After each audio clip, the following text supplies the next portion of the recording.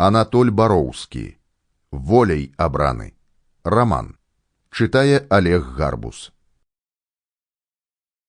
Гэтак жа няхай свеціць святло ваша перад людзьмі, каб яны бачылі вашыя добрыя ўчынкі і ўслаўлялі айца вашага, які існы ў нябёсах. Паводле Матвея святое добравесце 5:16.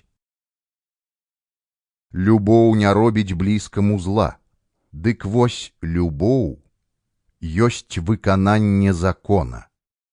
Пасланне да рымлянаў святога апостала Паўла 13:10. Я адплаціў народу, чым моц моя магла, зваў з путаў на свабоду, зваў з цемры да святла. Янка Купала. Частка першая. Першая. По матэрыялах справы дела штаба войск Виленского военного округа судного отделения о бывшем студенте Санкт-Петербургского университета Иосифе Горчаке.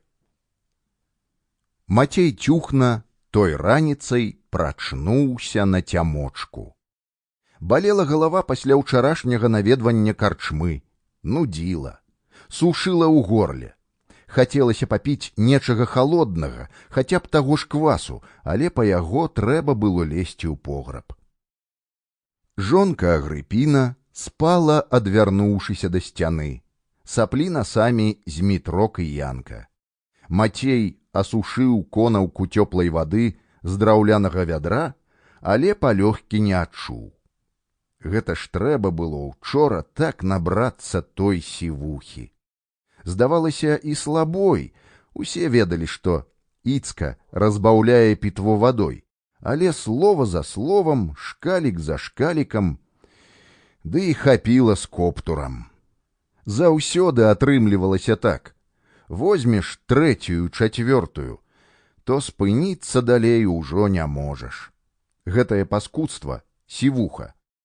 Раней Тюхна і на нюх не пераносіў, і тую карчму аббягаў за вярсту, бо сам бачыў, да чаго даводзіць людзей гарэлка.